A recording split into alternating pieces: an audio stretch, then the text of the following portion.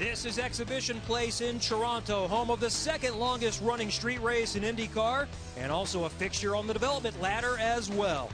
Welcome to the Mazda Road to Indy and our third quarterly highlight show of 2014, featuring USF 2000 and Pro Mazda, the first two steps on the Mazda Road to Indy. Along with Anders Krohn, a former Pro Mazda and Indy Lights driver, I'm Kevin Lee.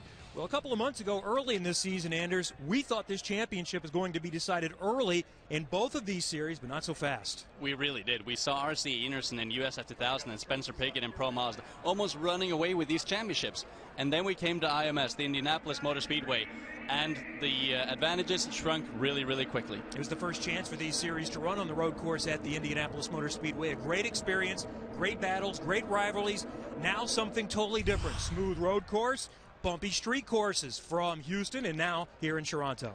And that's the beauty of USF 2000 and Pro Mazda. The tracks are so diverse and so the drivers have to be the same. This is a bumpy track we're at right now. IMS was super smooth, so these drivers really have to be able to tackle it all. Well, we're going to cover all the action from the third quarter, including lap-by-lap coverage as well. But we start with one of the two ovals on the Pro Mazda schedule, just west of Indianapolis in late May, the night before the 500 at Lucas Oil Raceway.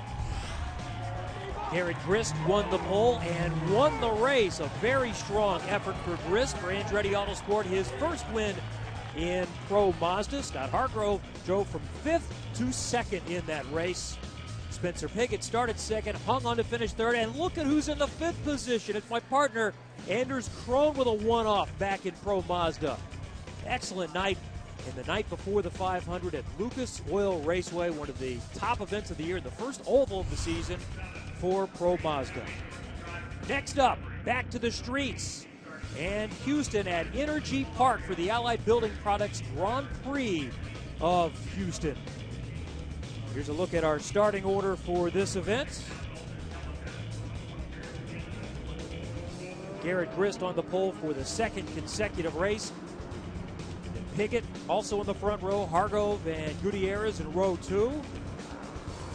Kaiser and Costa row 3, Alberico and Kellett in row 4, Booth and Blackstock in row 5, Julia Bellario, Jeff Harrison, Clark Topi making the move to Pro Mazda, Felipe Donato with the new ride this weekend, Michael Johnson, Michelle Bumgarner, and Bobby Everly round out the field. It is a standing start this time around. The lights go off, we get started. Very challenging racetrack. That's Grist in the 27. He will beat Pigot to turn number 1.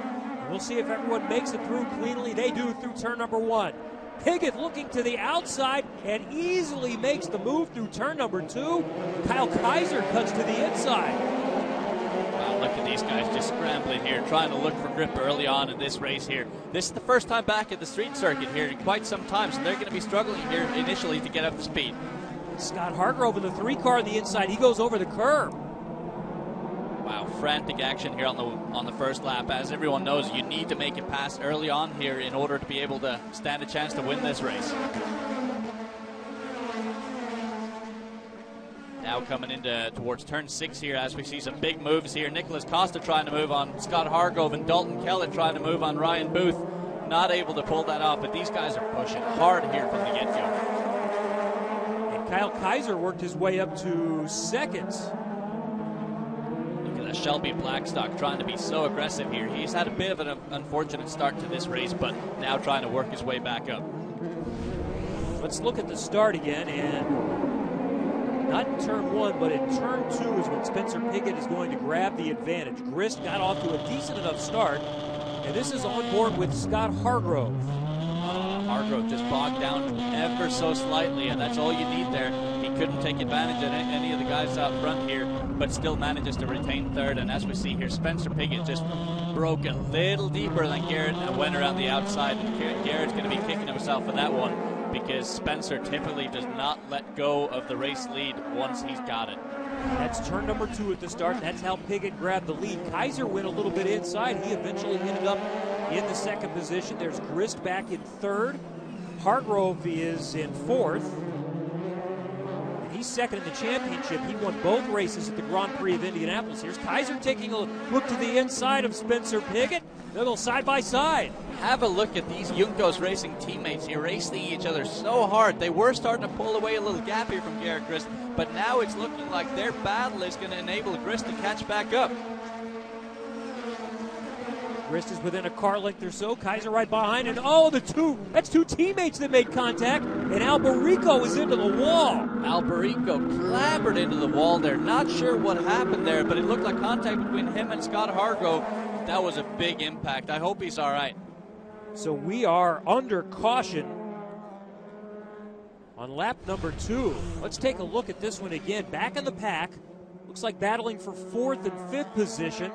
And it just looks like Scott Hargrove completely miscalculates the braking zone and just clobbers Neil Alberico's attenuator in the back here. Neil is going to have no idea whatsoever. Yeah, as you can see, Neil has no idea what hit him here.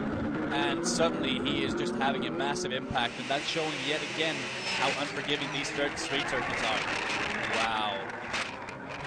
That was a big impact there for Neil Alberico. And Scott Hargrove, obviously, I don't think had any intent of doing this at all, but man, that is bad impact. That's on board with Jose Gutierrez of Juncos Racing. And this is on board with Hargrove. Hargrove just being very ambitious there in the braking zone, wanting to make 2 passes at once, but didn't calculate the fact that the guys in front were starting to brake, and that ended up in a bad wreck. And that's Neil Alberico, who came in tied for 3rd in the championship. His best finish of 2nd. He's going to finish at the back here in this one at Houston.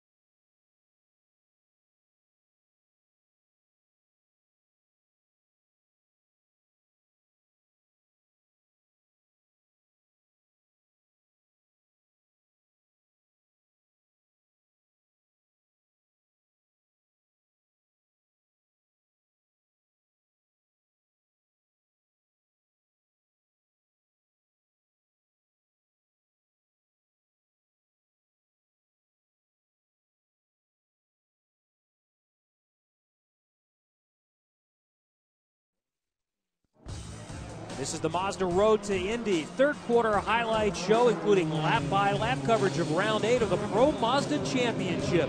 With Anders Groen, I'm Kevin Lee. Thanks for joining us on NBCSN, the home of open wheel racing.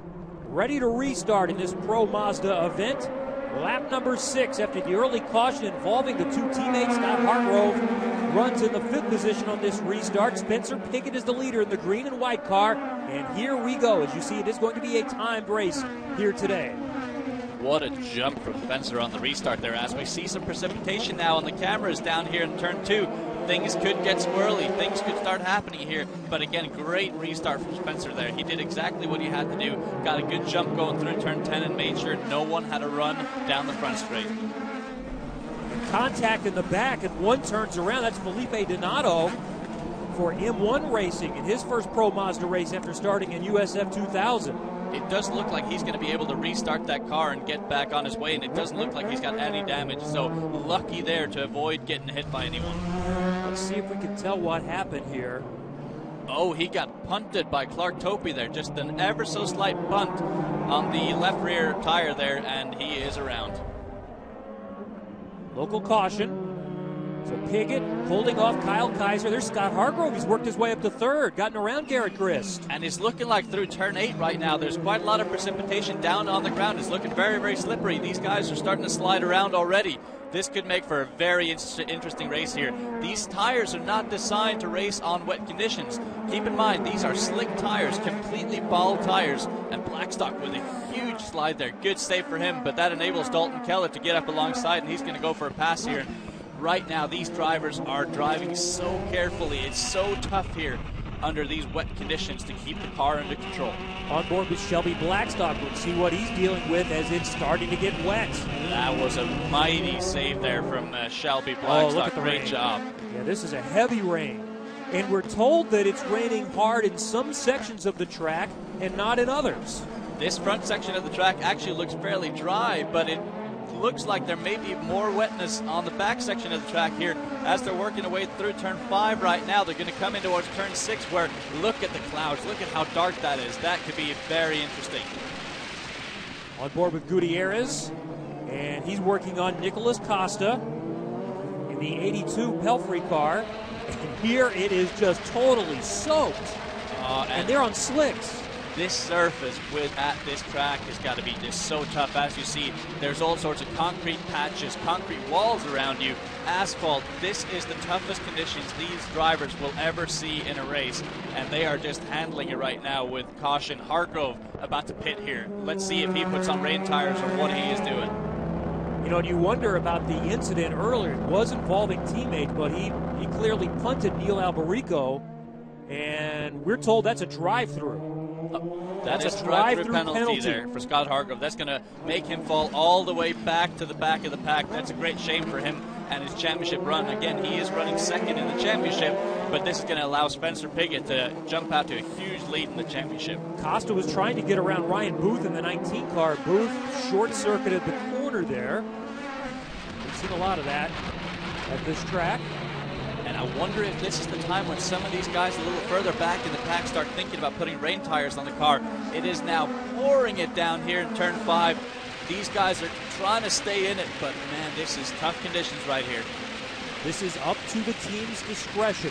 It's only the beginning of a race whether it's declared wet or dry. As we look at Grist being challenged by Costa, and another big wiggle there. That's Gutierrez working on Booth, and he's going to still try to force the issue, and there's contact. Look at these guys. They are just slipping and sliding, and as we have the yellows out here, now the racing will stop, and now is an ideal opportunity here to pit for wet tires. And we saw a car stop, but let's look ahead here. I mentioned Ryan Booth cutting through the corner there. Wow, look at that. That is Ryan Booth and Nicholas Costa going side by side there, and Booth actually doing the smart decision, which was to shortcut that chicane to make sure he didn't have contact with Costa. So heavy rain now. The yellow, we saw a stalled car. Might this be the time that we see a lot of takers coming down pit road to go to the Cooper Tire Wets? We'll find out, and the restart is coming up. Pro Mazda from Houston. This is NBCSN.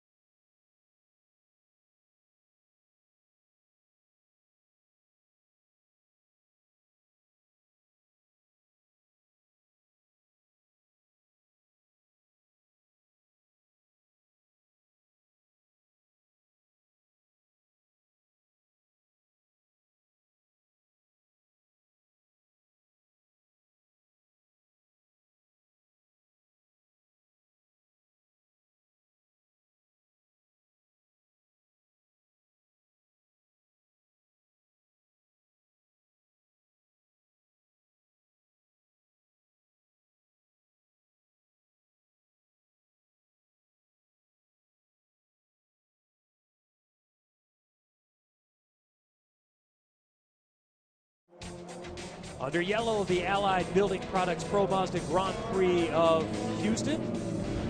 And while we were away under the yellow, this is Scott Hargrove. He just served a penalty. He came in earlier than some and went onto the Cooper Tire Wets. Others have come in during this yellow and changed to the wet tires, but I don't believe Spencer Pigot, the leader, has. And now he's peeling off as we get set to restart. Oh, wow, that is a bad tactical call there from Juncos Racing. They're going to have to pit under green flag here. That's going to drop him to the back of the pack. Meanwhile, Dalton Kellett is out to a great restart here, and he is out front in front of Grist and Nicholas Costa. And look at the visibility or lack thereof as Kellett pulls out a little bit of a gap, but he's not going to make the corner in turn number 2. Wow, he got so squirrely there. These conditions are so tough right now. We're on concrete that are usually used as streets for road cars, and now these are just sliding all over here, these race car drivers are. And Pigot, the championship leader, but by just 3 points, and there's his closest contender, Scott Hargrove, who served a penalty, did a drive-through, then came in and pitted again for the rain tires, and he restarted in 9th position and is still a factor in this race despite the drive-through penalty. He is charging up through the field, and he's obviously seen a lot of rain action in his day, having raced Formula Ford and such in Canada. So he's on the charge right now, trying to catch up to Giulio Bellario that's right in front of him now. And there is the lengthy tire change, and these are not quick ones like we see in IndyCar. They're not designed to be able to do that. So that's the points leader having all kinds of difficulty. These stops take, what, about a minute? Yeah, that's got to be at least a minute stop right there, and that's a huge blow for his championship. It looked like early on in this race he was going to be able to pull out a gap in the championship, but now it's actually looking like Hargrove's going to be able to take a chunk out of Spencer Pigot. So things change quickly here in Pro Mazda, and this is the proof of it. So Pigot getting back out on the track. We saw Hargrove pick up another position on Giulio Bellario just a moment ago. There's Garrett Grist, and there's Hargrove right back up at the front now. He's running with the leaders. Hargrove is in 4th position. Wow, what a great job from Hargrove to get back up there. But another thing to note, Spencer Pigot, though his pit stop was long, he avoided getting put a lap down, and that is going to be huge for him. Because here we have full course yellow. That's big for Pigot, and the yellow earlier was huge for Hargrove as we see Ryan Booth stopped on track, the 20-year-old from Charleston, South Carolina. Yeah, it doesn't look like he's had any sort of contact there. Here's the pass I mentioned a little bit ago. That is another clean, easy move for Scott Hargrove. And the yellow helped him. After he served the penalty, then the yellow quickly came out, so that's what allowed him to catch back up to the pack. He pitted before everyone else did, so he cycled through several cars. What a race for Scott Hargrove so far. I mean, he's all the way up to 4th after all this debacle he's been through. But Dalton Kellett out front right now. He's going to be really cautious on this restart here, but so far doing an astounding job. Teammates starting up front, Dalton Kellett chased by Nicholas Costas. They go through turn number 2. On board with Scott Hargrove, our hard charger right now, working on Garrett Grist. Oh, a little bit of front wheel contact. They stay side by side going through turn 2, and Hargrove will cut the corner and pick up the position. Now, he is not allowed to gain position there in that move, so he did the smart thing. He let off the gas there and let Grist back through, but now he can start fighting for it again. Clearly, Hargrove has something figured out in these tricky conditions. He is so fast and now making the move for 3rd here. What an impressive run after early troubles for him and his teammate Neil Alberico when they came together. And he is just going to blow by Nicholas Costa here. Unbelievable. It's almost as if his Tate Motorsports with Wayne Taylor Racing crew knew that the rain was going to come and put a half-wet setup on or something, because he is just charging through the field and doing a great job. Now he's going to challenge the leader, Dalton Kellett. Just look at how slippery this is going through turn 7 right now. Super bumpy corner right there. A lot of concrete patches going on, but look at him. He just looks like he's got more grip than anyone else. He's braking offline, doing the smart thing, staying off the rubbery parts, which are really, really slick during the rain. There's the battle for the lead. Hargrove in the white car going side by side now with Kellett. They'll drag race, and it looks like Hargrove is going to grab the position from the back to the front. Wow, what a run for him, and Dalton Kellett just outbroke himself ever so slightly into turn 9. And Scott Hargrove now just pulling out a huge advantage in just 2 corners. He's on another planet. Let's look at this one again. He's 2-3 car lengths back. Dalton just outbraked himself ever so slightly and made that job for Scott even harder, but Scott is going to be on an absolute charge now, trying to pull away, and we can see him slipping and sliding into turn 2 as we see Nicholas Costa and Garrett Grist both go off the track. This is some crazy racing right here. The Houston GP fans are in for a treat.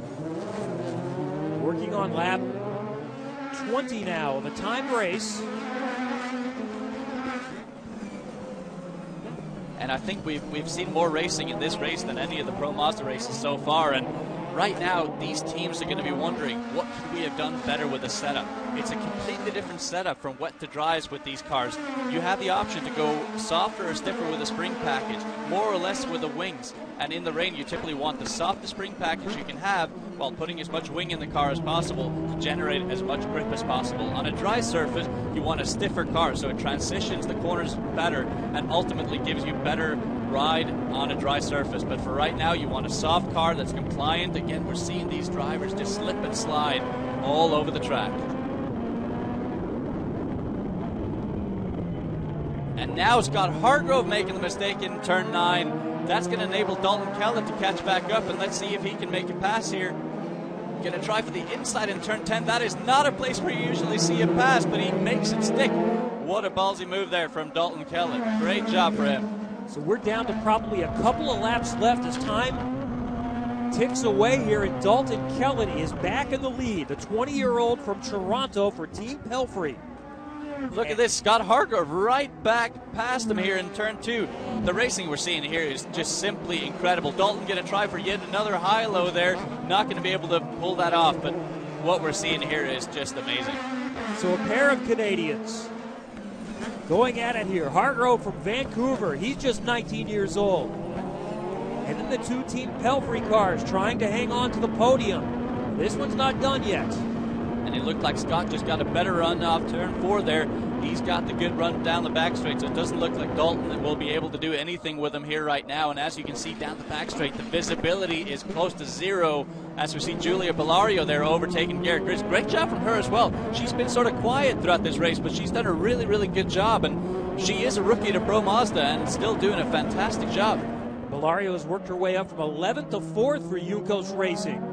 And this is looking like her best run of the season, and it couldn't have come in any worse conditions. So if she can pull this off, this will give her great momentum heading into the second part of the season. Shelby Blackstock gets by his teammate Garrett Grist, who started on the pole, but the wet has not gone well for him. The wet has not gone well for Grist at all. I mean, he's dropped like a rock here, and there could be some mechanical issues, or it could just be the fact that he's not feeling comfortable right now. White flag is out one more time around for Scott Hargrove, who made contact with his teammate Neil Alberico early in the race, was penalized, a drive-through penalty, but a fortuitous caution, and then the wet have propelled him back up to the front, and he's got a chance to win. He is pushing hard here right now. As we see Nicholas Costa, Dalton Kellett's teammate, has got by Dalton and is charging hard after Scott right now. Dalton has fallen back just ever so slightly. But as we can see, look at Nicholas Costa pushing so hard. He's going to try to get his first Pro Mazda win, but Scott Hargrove doing a great job right now in holding off that pressure. Hargrove won twice at Indianapolis on the road course. He was second in both races at Barber. Also, the last race a month ago at Lucas Oil Raceway, and third at St. Pete. He's got a chance for his third win, but it's not done yet. Coming around.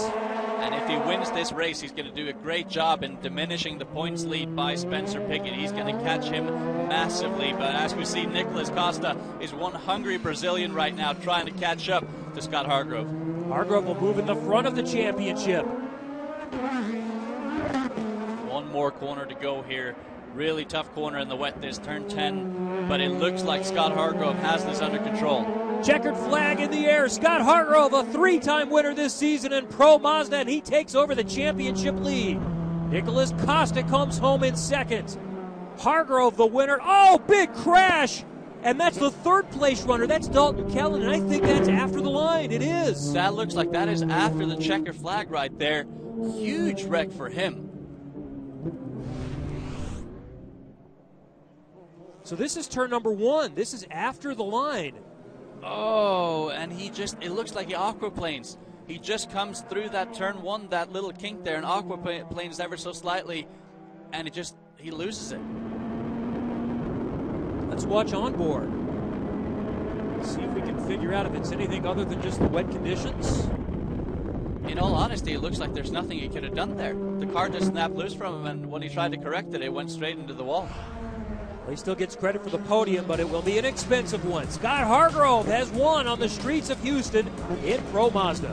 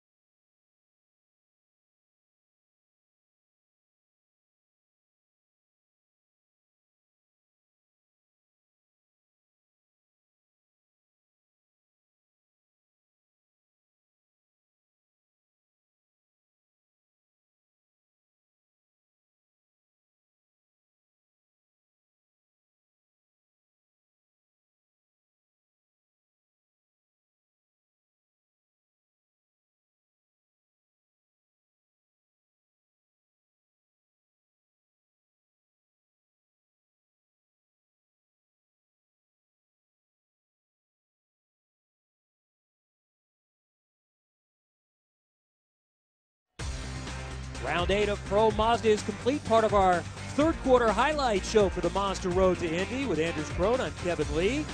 Scott Hargrove incurred an early penalty after contact with his teammate, went to the back and finishes in the front. Nicholas Costa, Dalton Kellett on the podium, and Julia Bellario, our Quartermaster Hard Charger Award from 11th to 4th, her best ever finish. Scott Hargrove, though, in victory lane for the third time. That was unbelievable. I mean, standing start in the dry, and then we go under yellow. Unfortunately, I hit my teammate and caused the yellow, so I gotta go and apologize to him. I feel really bad about that. I actually got a drive-through penalty because of it. Came in, took my drive-through penalty, went back out, came back in, got rain tires, went back out, and we were in like 10th, and then just picked them off one by one once the rain came.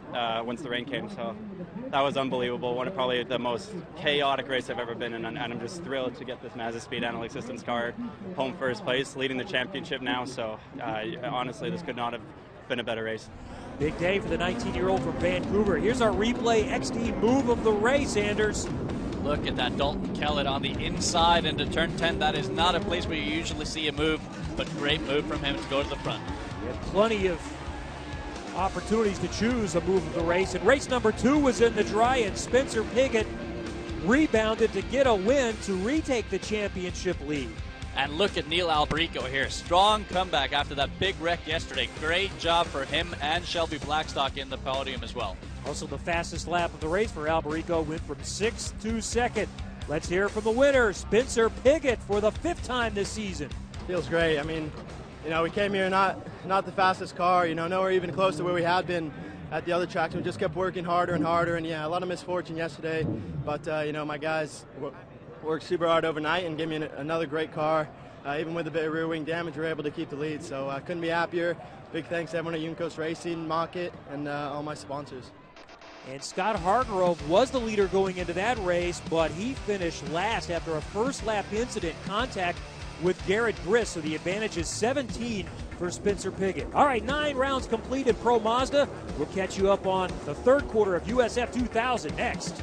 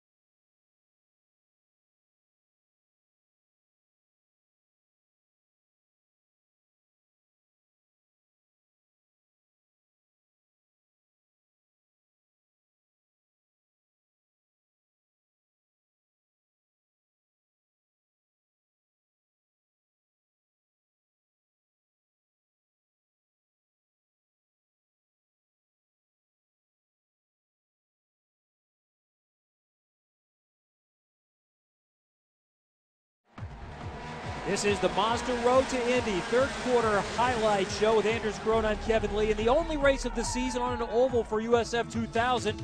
Aaron Thielen starts 6th and wins the race, his first in USF 2000, dominating at Lucas Oil Raceway the night before the Indianapolis 500. And Austin Cindric with a great result.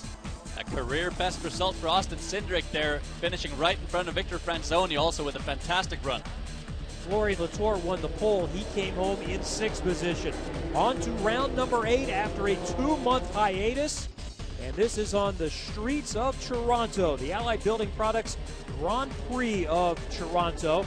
Now, yesterday, we had significant weather issues, and that has truncated today's schedule. So it's a 25-minute timed race, and they will race twice on this Sunday. Florian Latour won the pole for the second consecutive race, his third straight weekend, the fourth overall this season. R.C. Enerson, the points leader, starts on the front row. Jake Edson, Henrik Furisev in row number 2, and keep an eye on 14-year-old Colton Herta on the inside of row number 3. Bottom, you've seen the entire field. This is a rolling start, and we are green, starting on the wet again today. Overnight rain, Anders, has made this track a little bit more difficult.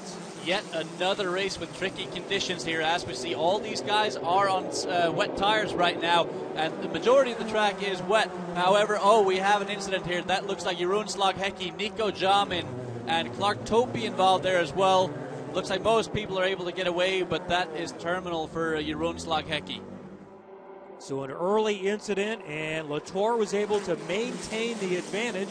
Battling back there for the second position, though, we see Jake Edson getting through to seconds. Great job from Jake there. Made a move on the championship leader, R.C. Enerson, around the outside of turn 3. And that is going to bring out a yellow, so significant contact. There's Slaghecki. And there is Kevin Anders Sori. And Nico Jamin as well. 3 cars out very early in this race. And, looks like Slaghecki had no idea Nico Jamin was on the outside of him going through turn 1 there. And these conditions are just so tricky, as we can see here. Completely crooked steering wheel for Nico Jamin. Clearly some damage to his car. Well, you know you have to get through those first couple of corners, but you also know that's going to be your best opportunity to really make up some ground. So everyone's going to force it a little bit. Tell you what, one of the guys that got lucky there was Austin Cindric. He just managed to thread the needle there, as we see on board here with Victor Franzoni, rather, doing a great job to avoid that crash. One more look. That's Gustavo Mayasava we're riding on board with. He's coming inside the curbs. That's the night train car, the 77. That's Austin Cindric we mentioned, who squirts to the inside. Mayasava does the same thing. Great job from Gustavo Mayasava there to avoid an incident. But as you can see, these guys are 4 wide going through turn 1. This is a corner where you typically struggle to put 2 wide. So put things into perspective, something was probably going to happen under these slick conditions. So Jamin and Sori are climbing out. We're under yellow in the early going of USF 2000 from Toronto.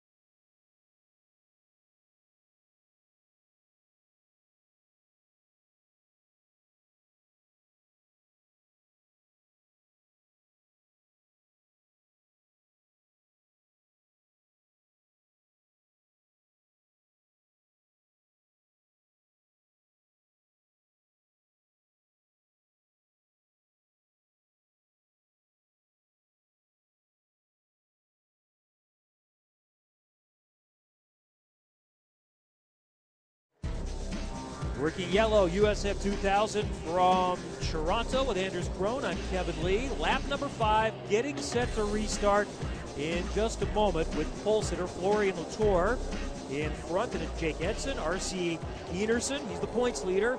Henrik Furisev, Colton Herta, and Daniel Burkett. As we can see, the track has started to dry up here with the green flag now being thrown. A lot less water on the track than when we ended, and this could provide quite a bit more grip. Latour will get the jump into the first corner. As we see Daniel Burkett looking for the inside there in turn 1. That does not usually work out over that wet concrete patch. Still a lot of moisture and some challenging issues with visibility, but not that bad. We've definitely seen worse this season. This has been one of the wettest seasons we've seen with IndyCar and the Mazda Road to Indy in quite a while. It really has been, and it's going to reward those drivers that are well-rounded, that have done their practices in the wet and in tricky conditions. And certainly this is some of the trickiest conditions you can find.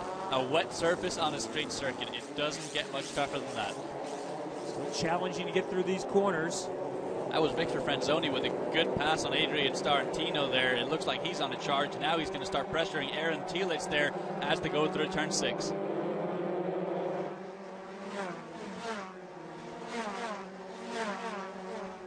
Adrian Starantino just falling back ever so slightly there. Gustavo Miyazawa now putting some pressure on him. But look at this. Henrik Furuseth around the outside of R.C. Enerson in turn 9. Can he make that stick?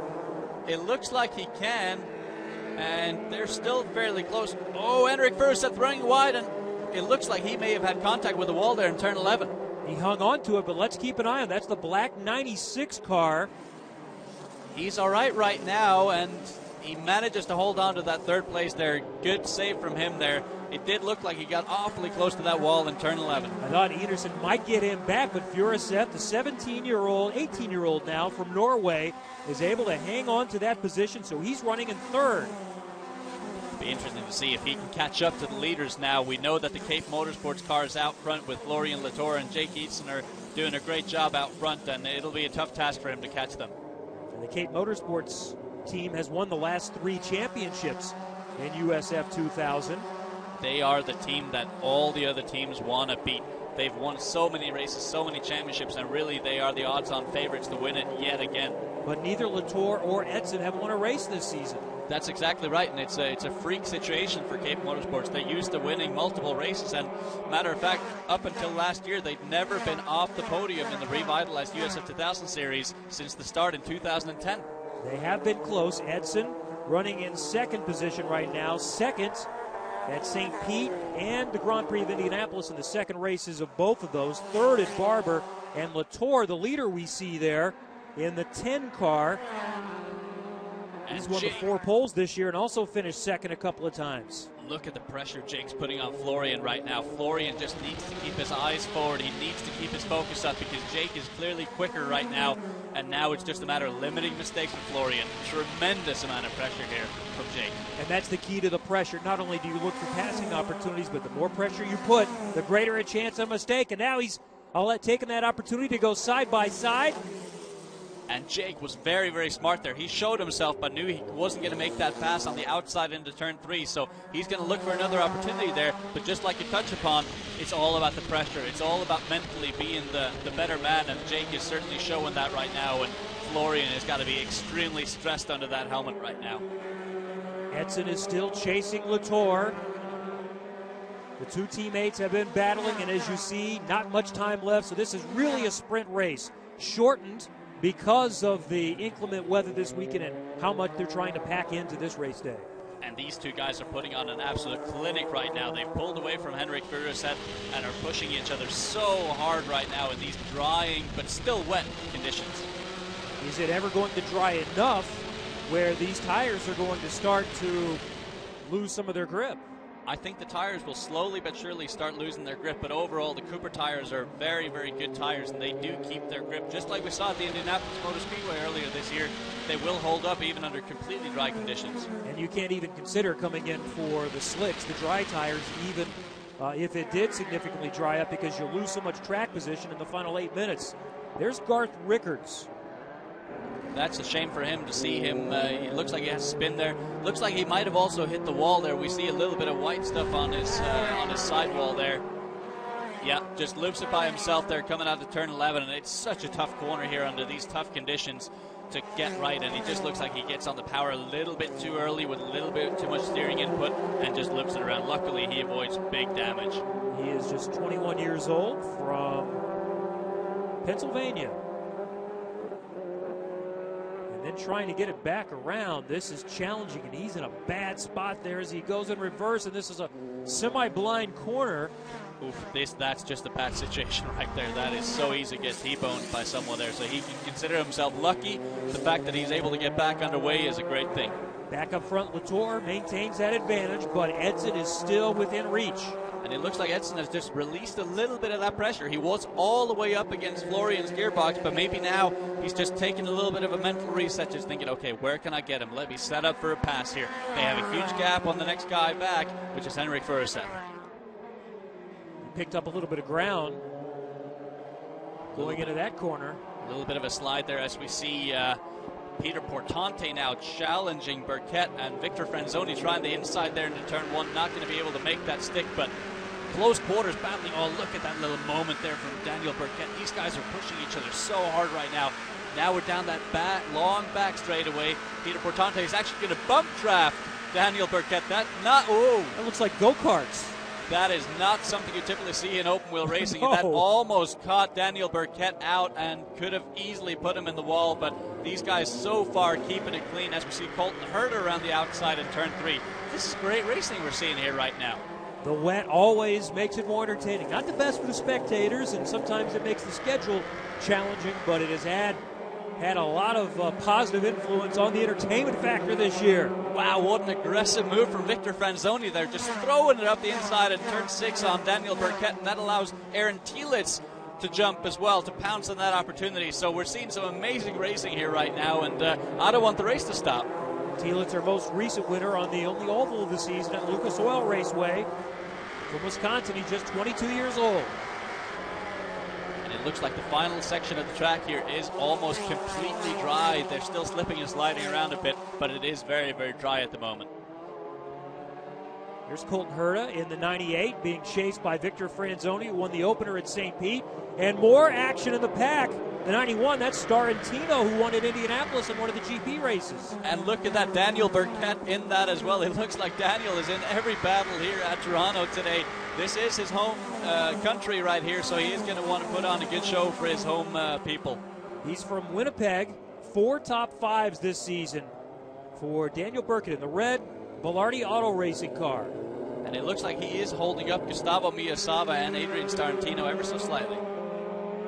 That's up front there, and it's still Florian Latour. He's stretched that advantage now into 2 or 3 car lengths. He has, and I didn't really see that coming. It might have been a situation where Jake Itson just abused his tires just a little bit too much in the early stages of the race, but now it looks like he's catching back up again, so this is just a chase right now. Well, we're getting close to the finish, so stay tuned. As you see, just 4.5 minutes remain here in USF 2000 from Toronto.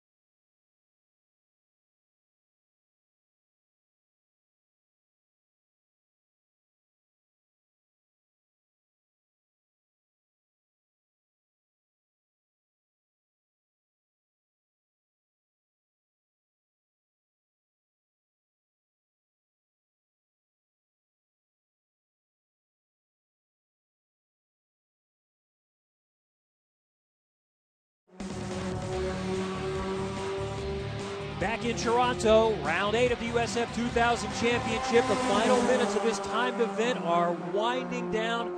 Florian Latour won the pole. He has been trying to hold off his teammate, Jake Edson, for the entire race, but Edson has always been within reach, and now, after falling back 3 or 4 car lengths, is back with under 1 car length of the disadvantage. Look at these two guys putting on such a good show for the fans out here today. They're now about to go through turn 6 here. Only a couple laps remaining here. This is one heck of a show, and you can see they're still sliding around out there, but the track is a lot more dry than when we started the race, and we see battles all through the field here. Colton Herta and Victor Franzoni going hard at it as well. Racing has been good throughout, even though the leader has maintained the advantage throughout the race. This is for 5th position. Peter Portante in the 24 car there out front is leading the 14-year-old, running in 2nd position. That's Colton Herta. And Colton just showing great maturity well beyond his years here. He is only 14 years old, but showing the maturity of a much older driver. Oh, look at this up front. Edson on the outside in the 2 car. These are teammates. Latour in front in the 10. Latour hangs on. And you can see they are treating each other with respect, but not more than they have to. Again, we don't ever want to see a teammate take each other out, but at the same time, they are your toughest opponent and your toughest competitor, and they are pushing each other so hard right now. Latour, they're squeezing Edson in towards the wall in turn 1. And neither has won this season. And this would be a groundbreaking victory for either of them right now, so they're going to be pushing each other all the way to the checkered flag. Edson recently turned 20. Latour is still a teenager, 18 years old, from France. And Latour made the trek over to the U.S. last year for the very first time through the USF 2000 Championship. This year moved up to Cape Motorsports, and he's been doing a great job ever since. He's ready to pounce. Back in the pack, Furisev. It looks like he's got some damage there. That car is crawling all over the track. He was lucky not to get hit by Burkett there, but he is slowing down. I wonder if that's because of the damage he sustained earlier in the race by hitting the wall in turn 11. We're staying green. Inside of 2 minutes. No white flag this time, so 2 laps to go. Oh, a little moment there for Florian Latour, and he goes straight on in turn 1. He's going to disappear there, but as you can see, luckily there is a drive pass there. But this is essentially handing the victory to Jake Edson there. Well, he's lucky there is a way to get out of there. Otherwise, he'd have to stop in many other courses, turn back around. So he comes back out in 2nd position. Now, that's no solace right now because he's thinking, I've just blown the race. He has indeed, and there's no way Jake Edson's going to throw this away at this point. So here we are on board with Florian Latour, just braking quite late, trying to defend, and then realizes, nope, not going to make that corner. Better take the loop around here, and yeah, he is very lucky indeed that there is a drive-through. Well, that's what we've talked about. Edson has been trying to put pressure on Latour, make him work hard, make him hit his marks, and he made the mistake. And finally, the pressure was too much, and Florian made a mistake, and Jake is capitalizing on that big time now. He's en route to win his first USF 2000 race ever, and he stepped up from the F1600 Championship Series last year, where he won the championship and has done all the right moves. He's been consistent, he's done a great job, and here he is en route towards his first USF 2000 victory in the streets of Toronto, an absolutely legendary track. So he's got about, looks like maybe a 50 to 100-yard advantage now at this point on his teammates, so no mistakes. That's all Jake Edson is thinking about. And one more time around the streets of Toronto here at Exhibition Place for Jake Edson. And he's just got to keep his head cool here. He's just got to limit his mistakes. No mistakes on this final lap, whereas Florian Latour at this point in time is going to be kicking himself. That was such a bad mistake from his part. He was leading this race the entire race long until 2 laps to go and then made that mistake, and there's no way he's going to be able to catch back up to Jake Edson and challenging him here on that final lap. Pressure. That's what Edson has been applying all race long, and Latour finally cracked, and Edson is there to pounce. And it is going to pay off big time for Jake Edson here as he navigates turn 4, about to head into turn 5 here, almost a completely dry surface here. He's on the completely dry line. He's going to weave into turn 6 here, long right-hander, long duration corner, and now going to stretch his legs on the back straight, and with only a few corners to go, I don't see him making a mistake here. And now you're listening to every noise within the car. Let's don't have any mechanical issues at this point. No driver issues. He can gingerly move this car around this 11-turn, 1.75-mile course. And Jake Edson is just about home. Checkered flag in the air, the right hand waving, and Jake Edson is a winner in USF 2000, winning on the streets of Toronto. What a huge win for him and Cape Motorsports. This is their first win of the year as a team, and Jake Edson's first win as a USF 2000 driver, and he's just got to be ecstatic. Impressive drive, and Cape Motorsports finishes 1-2. The three-time defending champions. Here are the final results. Peter Portante with his best finish, and R.C. Enerson gets up to third. Important for him, and also our Tilton Hard Charger Award goes to Juan Maldonado, improved 8 spots from 21st to 13. Entertaining racing at Toronto, and let's hear from the winner. It wasn't as bad as I thought it was going to be. When we did a track walk this morning, it was really slippery, so I thought that the conditions were going to be a lot worse. But when we went out there, I saw it was starting to dry, so I'm like, all right, this could be a pretty good race, and it was. I mean, I finished second and third a lot this season, so it's a great feeling to finally finish on top. I knew I was just as fast as Florian, and there's a few times I got a pretty good run on him going into 2 and then 1. And I just knew I had to put enough pressure on him that, he'd either make a mistake or I would, get around him sooner or later. But, he put up a good fight, and, it was good, clean racing. And it's a good passing throughout the race. Our replay XD moving the race, Anders. Aaron Telitz, they're making the move on Victor Franzoni on the outside of turn 3 going into the braking zone here. Great move for him. And there was another race on Sunday in Toronto, and this time Florian Latour got it done to get his first win to a clean sweep of the day for Cape Motorsports with Wayne Taylor Racing. Here are the results for race number 2. And Jake Edson second. So a first and a second, and Aaron Telitz also on the podium.